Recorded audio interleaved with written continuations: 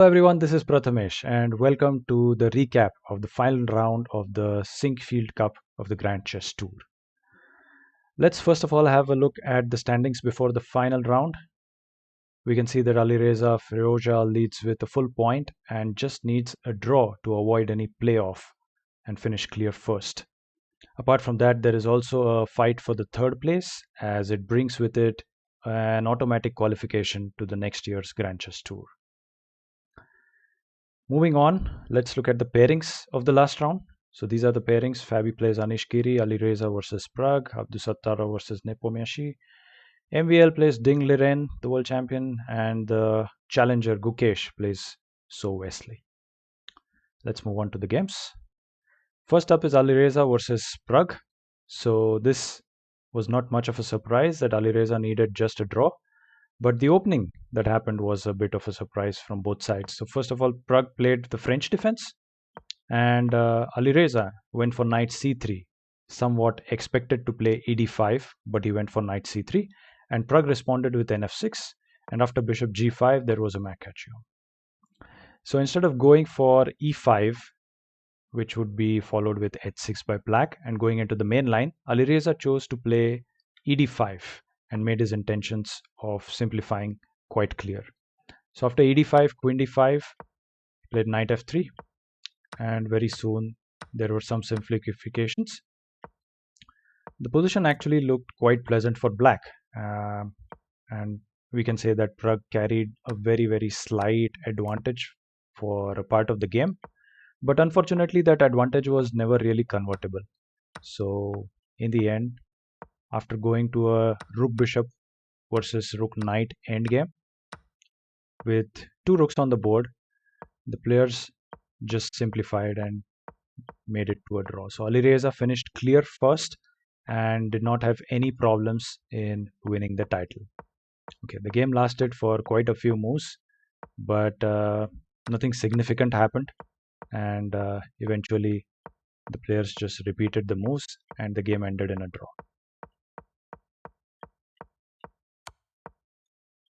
That's it.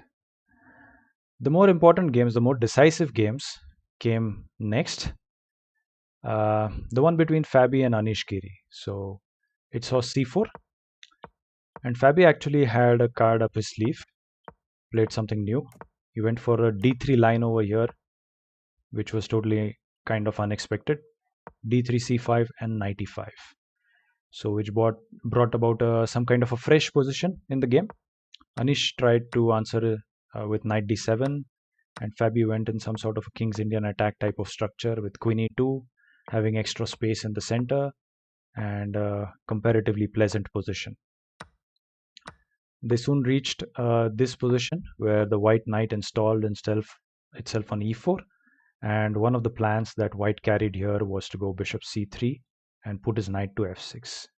That is the reason probably why Anish chose not to go for a very interesting but complicated knight b8, knight c6 idea, which could have led to somewhat of these positions. For example, knight b8, bishop c3, knight c6, knight f6. Black needed to take with the bishop over here or else he gets mated. Pawn takes, knight d4. Then white could play queen g4, g6, and queen g5, and black would have check and knight f5. So basically, it would require a lot of care from black to not get into trouble in this kind of position. And to see it right here while playing knight b8 would definitely not be easy. So Anish over here chose the safer option of going queen c6 instead of knight b8. And after queen f3, he went for f5. So he accepts a weaker pawn structure in trying to avoid any terrific attacking ideas from white. But Fabi still continues to hold the advantage. Okay, there are a few points, a few places where he could have played much more accurately and tried to convert his advantage earlier. But let's go to the critical point where he actually did find some really nice ideas. So at this point, after knight d7, Fabi played a move which was very nice, knight e4. The idea being that if black takes fe4,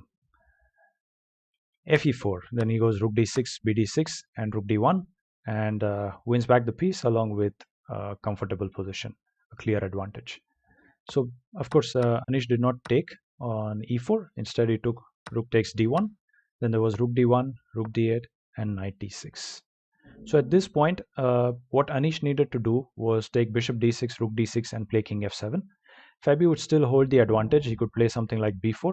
Let me just take you to a few moves. Rook d6, king f7, b4, and here black can play king e7. But mind you, he still cannot move his knight because of bishop f6 check coming up. So white still holds the pressure and an advantage.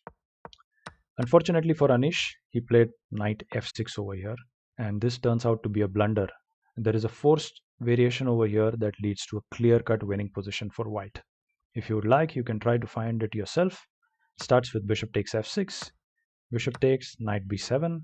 Now rook b8 would definitely be bad, because if black goes rook b8, white goes rook d7, takes the 7th rank and has more of an advantage. So rook d1 is expected, king d1. Now, of course, black cannot take bishop takes b2, because white would take knight c5. He will take the e6 pawn, then come back and take the a6 pawn. Even if black wins a5, that's really not enough for him.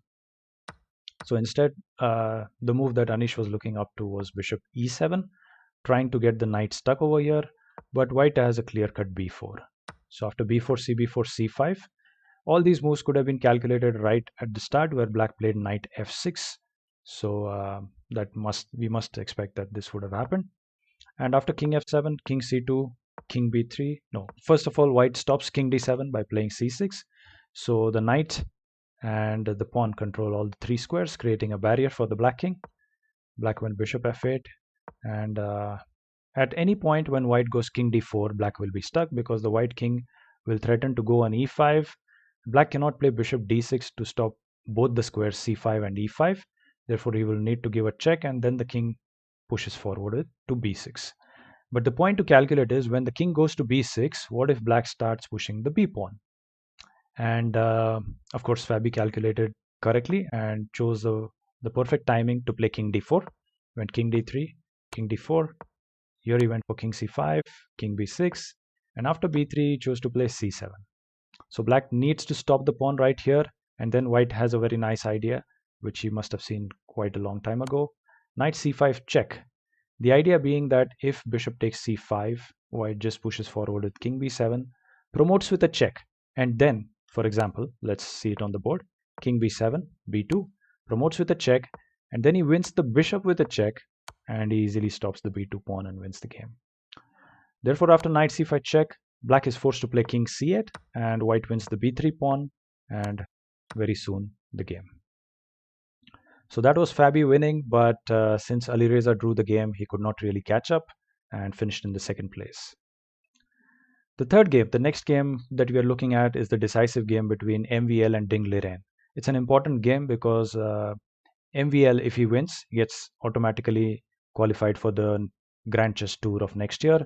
And for Ding Liren, he has to pull up his socks for his form in the World Championship. So the game started with a Ruy Lopez.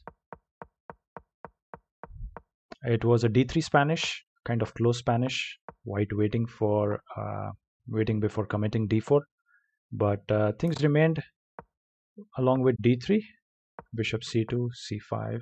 So all these moves and ideas basically have been played before by Ding Liren from black, and of course MVL knows what he's doing. Apparently, the idea that MVL must have taken could be from the game between Alireza and Ding Liren, where Alireza, also in some sort of a Spanish opening, the Ruy Lopez opening, just kept on the pressure with all the pieces on the board, and Ding Liren, while doing a lot of maneuvering, at some point crumbled under pressure. So that is what happens when you're having a bad tournament, and it showed in this game in the last round. So full points to MVL though for having followed his blueprint, which he received from Alireza. So Ding Liren tried to maneuver his rook to b7, got his knight to f4, and things did not seem bad at all. But after a couple of moves, h5, knight e3, Ding played g4. And probably he missed that after h4, knight g6, white might just ignore this capture and instead go for a opening in the center, which could become dangerous. That's what MVL did. He played queen e1, and his point was if black takes knight takes h4, he would go f4 for something like knight g6, f5, knight goes ahead or back. Wherever the knight goes, he would go bishop h4. He would not really allow Ding to escape, and this is tremendous compensation. White can play a4, try to play on the queen side, while all the black pieces are stuck around the back ranks and totally cramped up. But at this point, probably Ding realized that taking on h4 is not a point, so his strategy of playing g4, h5, and g4 has not worked out, because now MVL has a clear-cut plan of pushing forward the f pawn and taking over the advantage. Uh, although things did not go as well as MVL liked, because he could have played knight d5 over here. Instead, he went for dc4. Then after bishop e3, queen e3, some simplifications followed. Then there was b4. In spite of that, white held an advantage. So gf3 was played. Once again, knight takes h4 comparatively was the best idea for Ding, when after queen f6, he could have fought on with this position. But instead of playing knight h4, Ding played bishop g4. And after bishop g4, queen f2, white has full play on any side of the board. He first played a few moves on the queen side, a4, and then he wants to exchange the strong black bishop, which is placed on g4. But apart from that, apart from the queen side push that he has, he also has a hidden idea, and which Ding did not probably give much importance to and suffered for it. He played knight f4. MVL went for bishop a4. He took an exchange, took another pawn, and after a couple of moves itself, Ding resigned. So another pressure situation turning out badly for Ding and very well for MVL.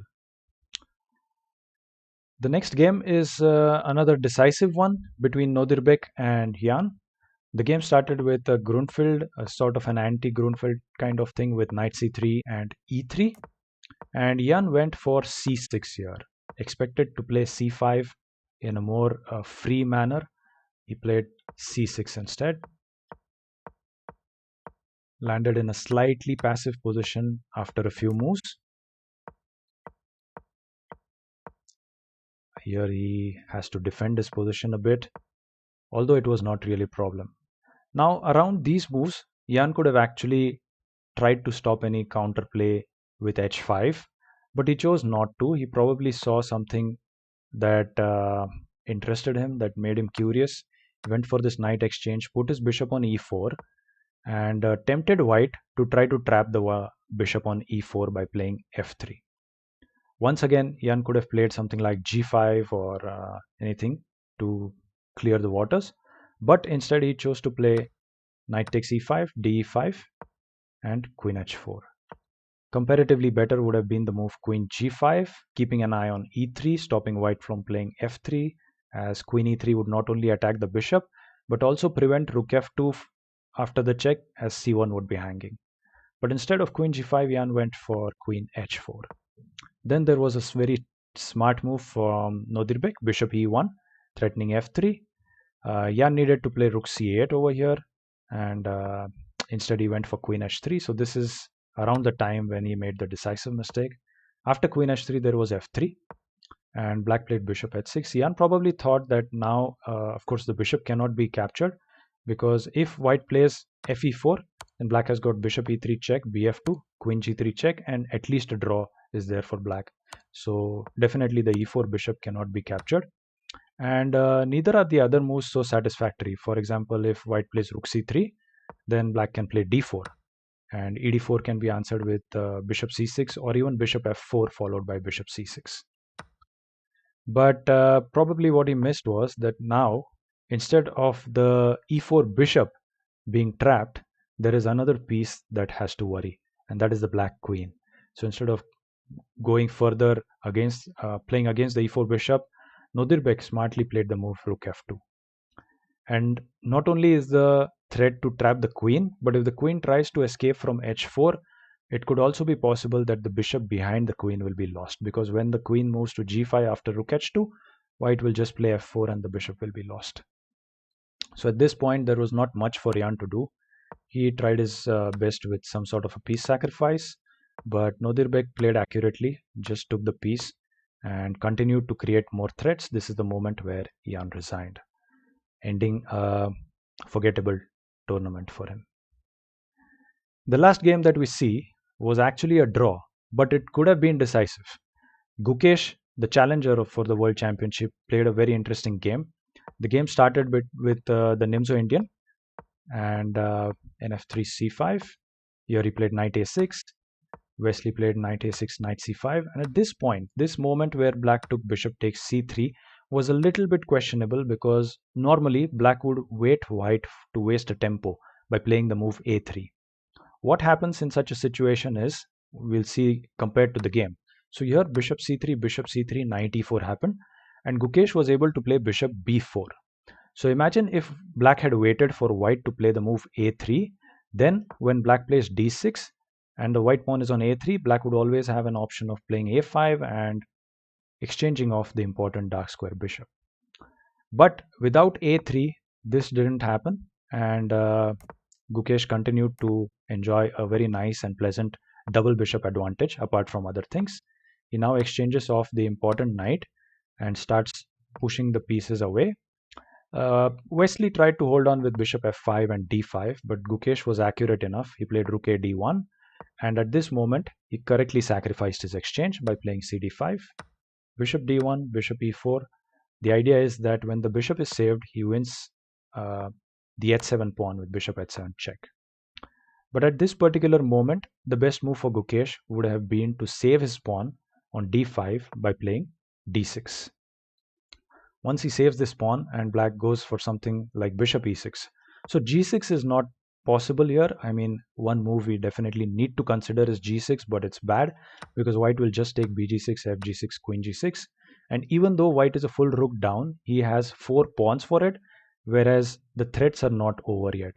For example, the main threat that white will carry is going to be 1, maybe at some point to play b3, push the bishop, at the same time cover the c1 square, 2, to play e4 and get a nice and easy rook lift and finish the game. There is actually a third point which he can just keep in hand if needed, that is to give a couple of checks and win the 5th pawn for black. But that won't be needed. So at this point, it was clear that after d6, black would not play g6. He would definitely play something like bishop e6, when Gukesh could have played bishop e4 and maintain an advantage. So he has 2 pawns for the exchange. At some point, we could say that black might try to consider giving up the exchange, or he has to try to consider playing queen a5 and b5, b4 and closing the diagonal. But if you look at this position, it's actually, if Gukesh can find a way to play against these threats and maintain an advantage. Unfortunately, what happened in the game was bishop f5, and Wesley immediately grasped on the chance to give back materials. So he took bishop d5 and went into an opposite colored bishop's game. Although it's a middle game yet, it's not an end game. White is a pawn up, and still Gukesh has some sort of an advantage, but the advantage is very slight. And this was an interesting moment. Black played queen b6, attacking the e3 pawn, and that is why the opposite colored bishops and active bishop actually helped black. So Gukesh went rook e1 over here because of course he couldn't take because of queen e3 check and rook c1 that would have come. So white couldn't take rook takes d5. But here Wesley played bishop a2. That was brilliant. So the idea is that if queen captures the bishop, black plays rook c1. And after rook c1, queen e3, let me just show you what happens after rook c1, queen e3. That is exactly actually what happened in the game. King f1. So Wesley doesn't really take the rook immediately. He instead plays queen d3 check. So white goes king e1. If king f2, then of course there is still a perpetual check. Black has got queen d2 followed by either queen g5 if white king goes to g3, or if white king goes to g1, then he can take the rook apart from other things, or he could just go back queen e3 check. So white played king e1, Gukesh played king e1, queen e3 check, king d1, queen d3 check, king e1, and eventually it ended in a draw. But it could have gone either way. The game was not a dry one, and Gukesh had an advantage from the start, and he could have capitalized it had he played 1 or 2 accurate moves. So that's with all the games. It's the final round, so I think it makes sense to have a little bit of a longer recap. Let's have a look at the final results of this round, of the last round. As you can see, Caruana Fabi beat Anish Giri and almost caught up with Alireza, but with his draw, Alireza just went one step ahead and clinched a clear first. MVL takes the third spot in the Grand Chess Tour standings. Not exactly the Sinquefield Cup. In the Sinquefield Cup, he tied for the third with Nodirbek. Um, let's have a look at the final standings of the Sinquefield Cup. Alireza wins the title, Fabiano second, Nodirbek and MVL both with 7.5 take the third spot, while three players take the fourth, and so on. Let's look at the final standings of the Grand Chess Tour, as this tournament concluded the Grand Chess Tour of this year. As we see, Alireza wins, Fabiano second, and the third spot was clinched in the decisive game by MVL. With his rating dropping, it was really important for him to win this game to be automatically re-invited to the Grand Chess Tour.